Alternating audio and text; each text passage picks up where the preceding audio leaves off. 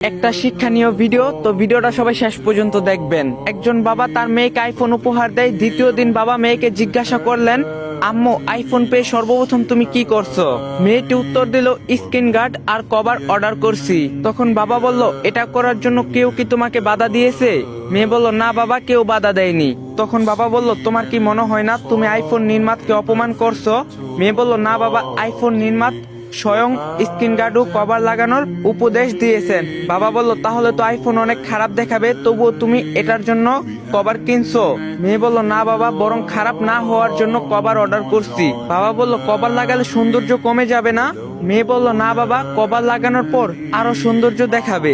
এবার বাবা মেয়ের দিকে সেনহেন নজরে তাকিয়ে বললেন, মা, আইফোনের চেয়ে দামি তোমার শরীর, এই ঘরে আমাদের সম্মান তুমি। তোমার শরীর কাপড় দ্বারা কভার করলে তোমার কি সৌন্দর্যতা কমে যাবে কি?